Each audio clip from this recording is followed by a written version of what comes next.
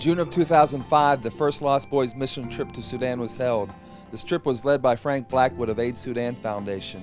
The main purpose of the trip was to disciple 6 young men who are part of a group known as the Lost Boys of Sudan.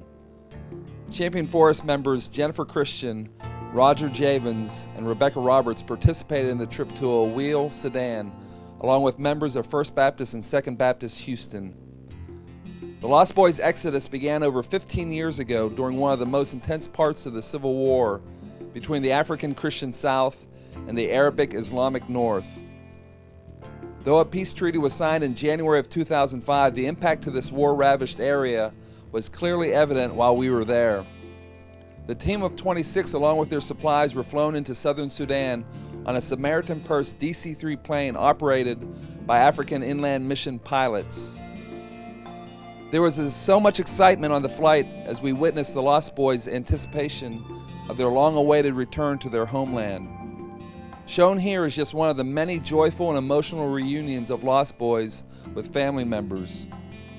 The Lost Boys didn't return to their country just to sit by idly as the rest of the team worked. They assisted in all of the various ministries. They helped Brad Saltzman of Living Water International repair 5 water wells, bringing fresh water to villages once again. Dr. William Boyd, president of the College of Biblical Studies, and Lost Boy Abraham Nahale, along with 2 assistants, trained 50 local pastors in the Old Testament. It was such a blessing to witness the joy and the satisfaction of the pastors as they received their diplomas at the completion of their training. Women's ministry and sanitation hygiene ministry was conducted by Rebecca Roberts and Jennifer Christian. This training is so vital to these people who are afflicted with many preventable diseases and illnesses.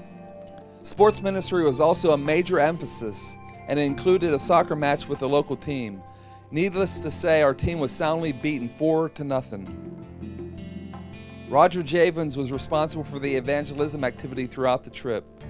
The Jesus film was the primary evangelistic tool used to present the gospel, and it was shown to over 1,000 people. Most of the people had never seen a movie, let alone one where they heard Jesus speak to them in their native Dinka language. It was so touching to see whenever Jesus appeared in a scene that the people would break out in clapping and applause.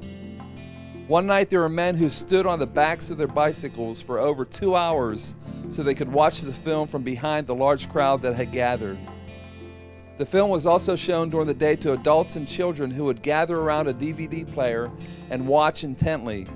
And probably the most moving experience on the trip was watching this lame boy scurry across the ground on his elbows and knees to watch the Jesus film with the other children. The people we encountered in Sudan were loving and beautiful people, especially the children. Please be praying for the spread of the gospel and the ongoing work that will take place to help them rebuild their country for the glory of God.